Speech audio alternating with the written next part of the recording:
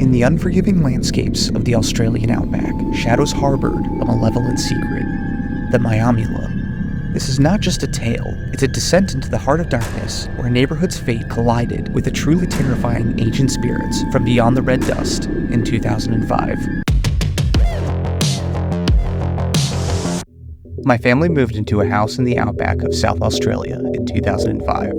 Every single person living in our neighborhood had only lived there for under 5 years, apart from an elderly couple that lived at the end of our street. They had been there for 40 years and had raised their children on this street. They told us that strange things happen in the neighborhood and that a lot of people can't handle it and leave. They never really went into what scared people, just that the street was haunted, but they did note that it only started happening in the early 90s. I didn't believe them until I had my first experience a week or so after moving in. I heard a low-pitched humming sound coming from outside my bedroom window. When I looked out, I saw this tall black figure. It had no facial features and was slightly transparent. I was locked in on it for around 5 seconds before it realized I was looking at it. It turned its head towards me and I quickly ran away from the window and told my parents. My dad went out but said nothing was there. I started hanging out with the neighborhood kids and they told me their stories. All of them described the same figures I had seen. One of the kids was Aboriginal and we would visit his grandfather a lot. He called the entities Maiyalmula, which translated roughly to stranger man. He told us that the Aboriginals in the area had been dealing with them long before the arrival of Europeans. He said that they weren't of the land, like they didn't belong here or were native to here. He also said they would take children away and eat them. He would go on to say that the Aboriginals cast them behind the creek, but since the creek partially dried up, the Maiyalmula had once again been able to get into the town. The town we lived in was built directly over the previous Aboriginal settlement. This Aboriginal tribe wasn't nomadic and had remained in the area for over 1,000 years. One day, me and my friends were playing cricket out on this flat patch between the road and our house. The sun was setting, and as we were packing up our stuff, we noticed that there were people off in the distance, approaching the road. The closer they got, the more details we could see, and we noticed they were tall and fully black. They also weren't walking, but floating.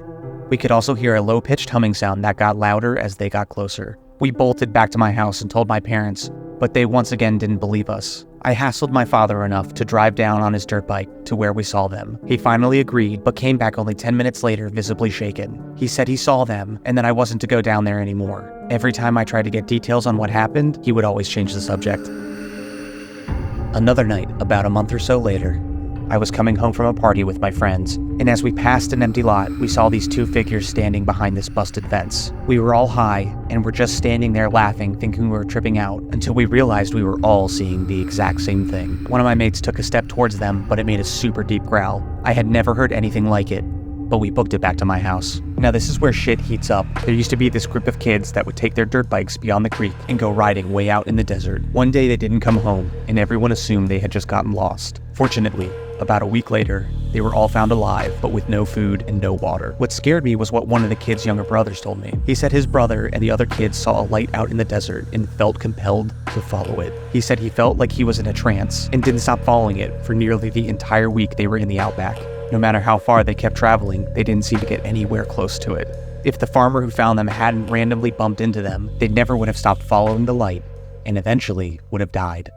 Anyways, as time went on, my mother had gotten sick of me being scared all the time and called her sister who lived in Adelaide to come visit. She's a psychic or something, I don't know, but she comes down and the moment she pulls up, she tells us not to tell her anything about what we've seen. She starts wandering down the street and doesn't come back for a while. When she did, she was visibly shaken. She told us that these things were unlike anything she had ever experienced. She also told us that she ran into the spirit of an old Aboriginal woman. The woman told her that her tribe came to the area in an attempt to escape the Maiyalmula, but the Maiyalmula followed them still. The spirit then showed horrific images of these things slaughtering Aboriginal children and eating them through a small slit in their mouth. The spirit then told my aunt that she drowned herself in the creek so she would act as a spiritual barrier to keep the Maiyalmula out. She said this worked until a pyramid-shaped pathway was built facing towards the creek, towards where the Maiyalmula came from. This allowed them to come back once again, not the fact that the creek dried up.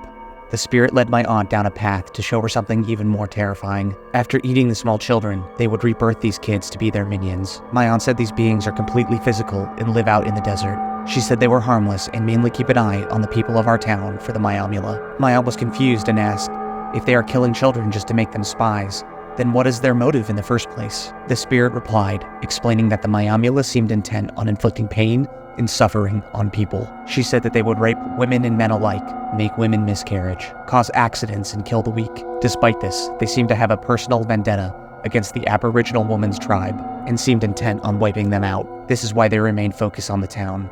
My aunt came to the conclusion that the Maiyalmula aren't human spirits and aren't even spirits at all. She believed that they are a physical, reproducing race of beings. After hearing all this, my parents put the house on the market. A couple of days before we left, I went on one last bike ride where my father told me not to go. While riding on a dirt path, I saw this rock that was completely out of place. It was weird because it looked like it was smoothed down quite a bit on one side and had some markings on it. I think someone's having a joke because none of the engravings on it are Aboriginal and the engravings themselves are all over the place. After we left and life went back to normal, all of this became a distant memory. It took me nearly 10 years to get over it, but after catching up with one of my mates from the old neighborhood, it all came rushing back. He sent me this photo and it made my blood run cold. As we conclude this journey into the unknown, I'm eager to hear your thoughts. Are the Maiyalmula real, or perhaps you've encountered something equally mysterious? Drop your comments below, and let's unravel the mysteries together. Thanks for joining me, and I'll catch you on the next chilling tale.